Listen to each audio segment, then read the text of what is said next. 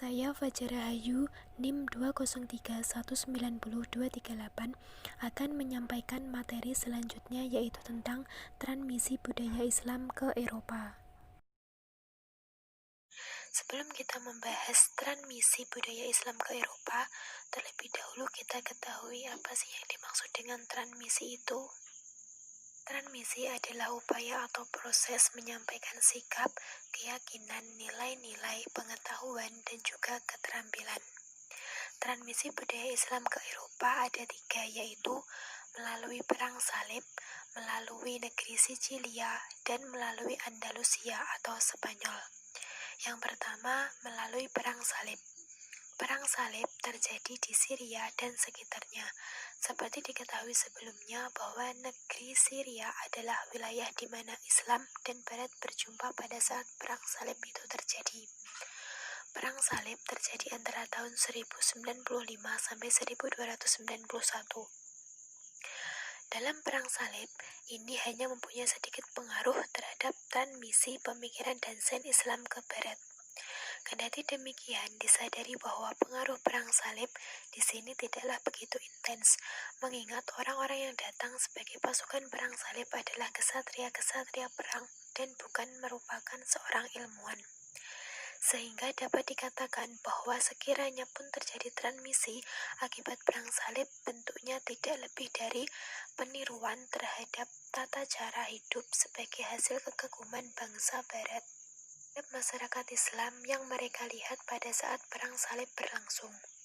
Transmisi terlihat terutama pada kemiliteran, arsitektur, teknologi pertanian, industri, rumah sakit, pemandian umum, dan dalam batas tertentu juga sastra.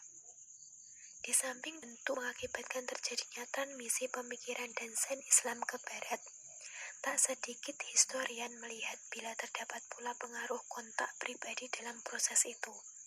Pandangan ini berangkat dari satu kenyataan bahwa sejak penaklukan Syria, Mesir, dan Persia oleh ekspedisi-ekspedisi Islam sejak Khalifah Umar bin Khattab, tak sedikit orang-orang Kristen di Timur atau Bizantium menjalin kontak pribadi dengan orang-orang Islam. Karena semangat liberasi, moderasi, dan toleransi yang dimiliki umat Islam, sehingga orang-orang Kristen tidak menemukan halangan dalam mengikuti kegiatan intelektual dan kebudayaan kaum Muslim. Dan adanya Perang Salib ini banyak membawa keuntungan bagi benua Eropa. Perhubungan orang Kristen dengan orang Timur Tengah memberikan kemajuan dalam berbagai bidang. Ketika kembali ke Eropa, kapal-kapal mereka membawa barang-barang berharga seperti kain tenun, sutra, bejana, dan porselin, dan lain-lain. Sedangkan dari jenis tumbuh-tumbuhan yang dibawa ke Eropa antara lain sejenis biji-bijian, tanaman padi, pepohonan jeruk, semangka, bawang putih, tumbuhan obat-obatan, tumbuhan yang mengandung zat pewarna, dan rempah-rempah. Yang kedua, melalui negeri Sicilia.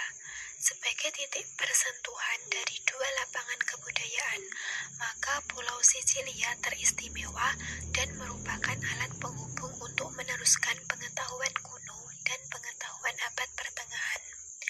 Sebagian rakyatnya terdiri dari elemen Yunani yang berbahasa Yunani, sebagiannya dari elemen Muslim yang berbahasa Arab, dan suatu golongan sarjana yang paham akan bahasa Latin. Sejak raja-raja Norman dan para pengganti kerajaan Sicilia menguasai bukan hanya pulau tersebut, melainkan juga Italia Selatan, maka merekalah yang merupakan jembatan untuk menyeberangkan berbagai kebudayaan Islam ke semenanjung Italia dan Eropa Tengah. Di wilayah inilah sains Islam, khususnya kedokteran, dipelajari di Salermo. Yang ketiga, melalui Andalusia atau Spanyol. Di Andalusia banyak sekali universitas yang didirikan. Di sana orang-orang Eropa banyak berdatangan untuk kepentingan studi dan transfer kultural. Di Andalusia ada salah satu universitas yang paling terkenal, yaitu sebut saja Universitas Granada. Universitas tersebut mengajarkan tentang ilmu ketuhanan, jurisprudensi, kedokteran, kimia, filsafat, dan astronomi. Di universitas ini juga terdapat pula gedung-gedung perpustakaan, ruang untuk diskusi, dan rumah sakit. Pada tanggal 2 Januari 1942, Universitas Granada jatuh ke tangan Ferdinand dan istrinya Isabella, serta buku-buku yang berbahasa Arab pun juga ikut dibakar atas perintahnya.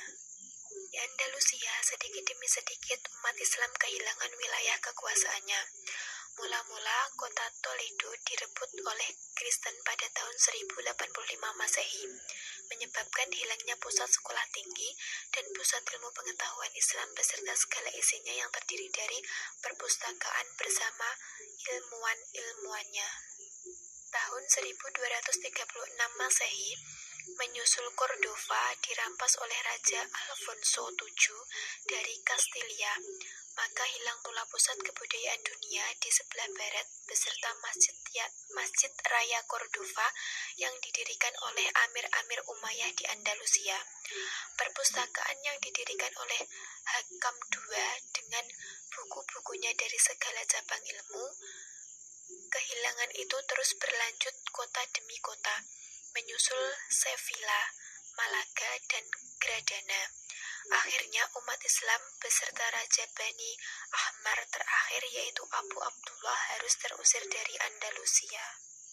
Tanah airnya yang telah ditempati lebih dari 75 abad dengan meninggalkan apa yang pernah diciptakan, baik kebudayaan secara fisik berupa peradaban dan ilmu pengetahuan, maupun miliknya secara rohani berupa penganut Islam dari penduduk asli Andalusia yang diberi gelar Muzarabes atau Mustaribun yang dipaksa untuk menjadi Kristen kembali.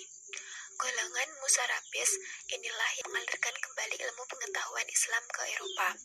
Penyaluran ilmu pengetahuan ke Eropa dimulai ketika Toledo jatuh ke tangan Kristen. Untuk mempermudah penyerapan ilmu-ilmu Arab, di Toledo didirikan sekolah tinggi terjemah.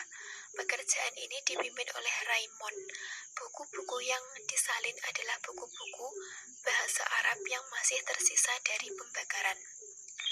Demikianlah, kemudian Toledo menjadi pusat perkembangan ilmu-ilmu Islam di dunia barat. Peranan Toledo bertambah lengkap setelah umat Islam diusir dari Andalusia.